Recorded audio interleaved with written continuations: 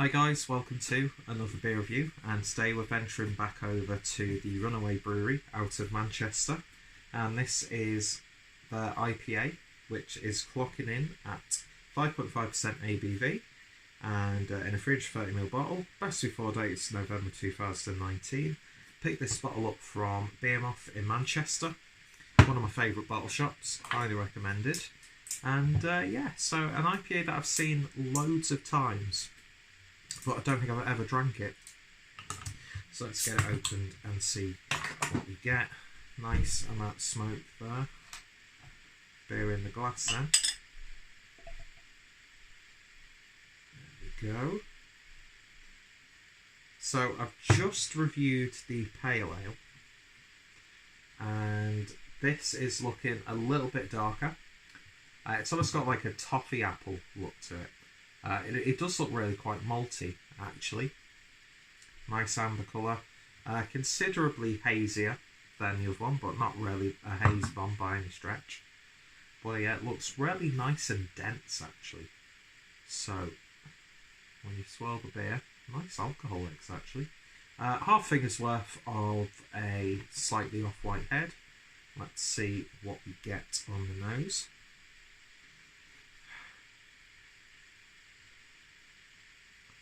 Funny enough, and it's going to be one of those annoying beer reviews where I compare it to a different style of beer. I think this had maybe a little bit bigger of a nose. Actually, no. No, side by side. This has got a little bit more of a floral character to it. Get a little bit of a grapefruit. There's like a hint of lime, just adding a bit of sharpness. Actually, this is smelling nicer the more it sits in the glass. But it's not like a really potent, in-your-face hop aroma, so it's not over-promising anything at all. Yeah, very nice and pleasant. A little bit of breadiness there. Maybe a spicy rye bread almost. Yeah, smells really good. Let's give it a taste. Cheers.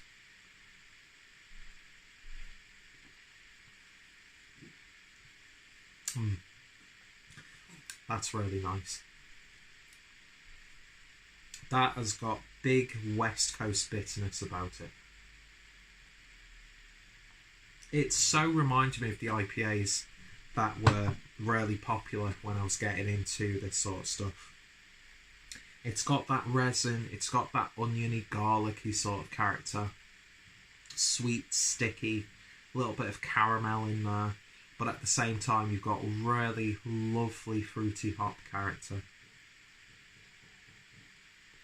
It's got that spicy rye in there. A little bit peppery. It's got a very subtle, savoury, earthy edge. But it has those American influences in there. Lovely big bitterness on the back end as well. Which is something that I miss a lot about modern IPAs, is the fact that there's less and less focus, it seems, on bitterness in IPAs and pale ales now. I mean, don't get me wrong, I love juicy, hop forward, fruit bomb, breakfast juice sort of IPAs. But every now and then, something like this is just a welcome treat. Now, comparing this to their Pale Ale, I paid 10 pence more for this. And that 10 pence more, you're actually getting much more value in terms of flavour, I suppose, if you want to work it out like that. I do apologise about me looking very bright and angelic. Let's see if we can fix that. I sort of have it black and white, dark and dingy, like my soul. But no, this is a really nice IPA.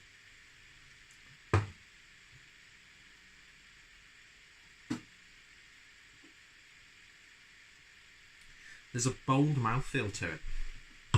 It's got a creamy edge, which I really, really like. But it's that spicy, bready tone that I think really gives this beer a lift. And I know it's not a rye IPA or anything like that. Keep knocking the microphone because I'm actually doing live streaming action as I'm recording this. But yeah, that's really nice. Sticky lips as well.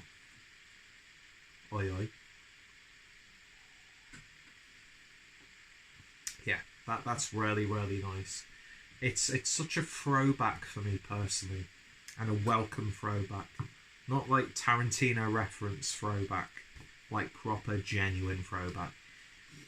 I don't know how this recipe has developed over the years, but it tastes like was sticking to this when we first brewed it. Because I'm sure Runaway are doing very hop forward, fruity IPAs and pale ales. Nice combination on this one. But yeah, I would more than happily demolish 6 bottles of this. And at £3.10 a pop. I mean, then again, it's like, look at what I can get in the supermarket. I literally have to go to Manchester to buy these beers because I've never really seen them anywhere else. I don't think Northern Beer Temple in Wigan stocks Runaway. They may well do, and I've just not seen it.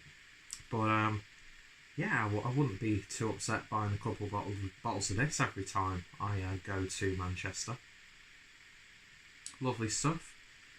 Be perfect in a lot of the eateries in the northern quarter in Manchester. And I'd like to try this on tap at their tap room actually. But yeah, lovely sort of like Rentries fruit pastel characters are coming through.